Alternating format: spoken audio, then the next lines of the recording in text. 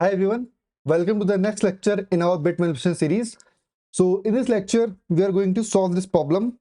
Count number of bits to be flipped to convert A to B. Okay, so what the problem states? Let's say we have given a number A and it is nothing but 15, and we have given a number B, let's say 7, and how many bits we need to flip from A to convert it in B. Okay, so let's write the binary representation of it. So 15 can be represented as 1 1 1 1. Okay, 1 2 4 8, and 7 can be represented as 1 1 1. Okay, and now we need to convert A. We need to convert A to make it B. Okay, so we need to return the number of bits. How many number of bits we need to flip to convert A and B? Okay, it is very simple, right? So we need to check this bit is same. Yes. This bit is same. Yes.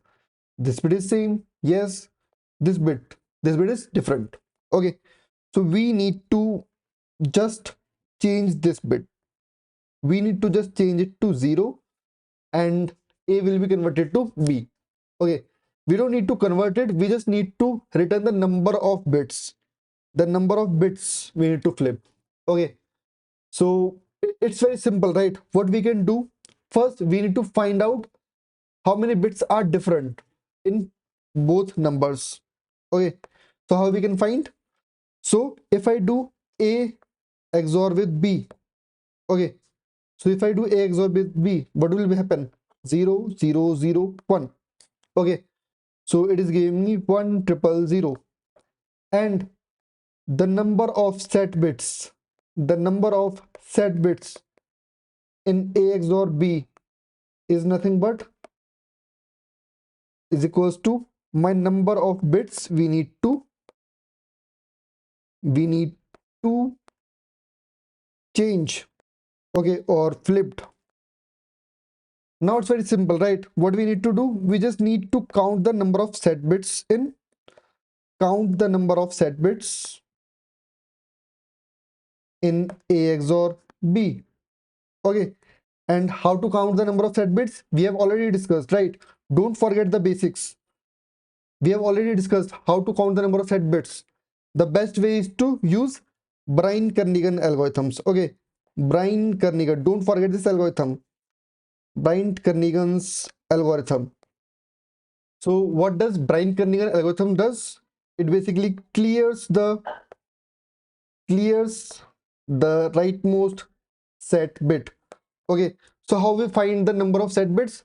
We keep on clearing the rightmost set bit and increment the count. Okay, so what I can do, I can just do a traversal. Okay, and I can do the n and n minus 1. Okay, this will keep clearing the rightmost set bit, clear the rightmost set bit, and every time I will increment my count. Okay, and we'll keep on doing until we get the set bit. Okay, so it takes how much time? It takes almost order of log n times. Okay, log base 2n times. Correct. So that's how we can count the number of bits which is required to flip from A to B. Okay, so we just need to return this count. Okay, it is simple, right? What we need to do, we just need to find the difference in the bits of these two numbers. Okay, so let's revise quickly. What we need to do, we need to count the number of bits which we need to flip to convert A to B. Okay, in simple words, what we need to find, we need to find the difference of bit in these two numbers. Okay, what we need to find, we need to find the difference in the bits of these two numbers. How we can find that? If we do XOR of these two numbers, we will get a number in which the number of set bits is nothing but the number of bits which we need to flip. Okay, so if we do XOR, we will get a number in which the number of set bits is nothing but the number of bits we need to flip. Okay, just remember this statement. The number of set bits we need to flip is equals to number of set bits in the XOR of these two numbers. Okay, now it is simplified as nothing but count number of set bits in this. Okay, so how we can count the number of set bits in A XOR B? We can use Bryan-Kernighan algorithm, and in which, so here only one bit is there. Okay, one set bit is there.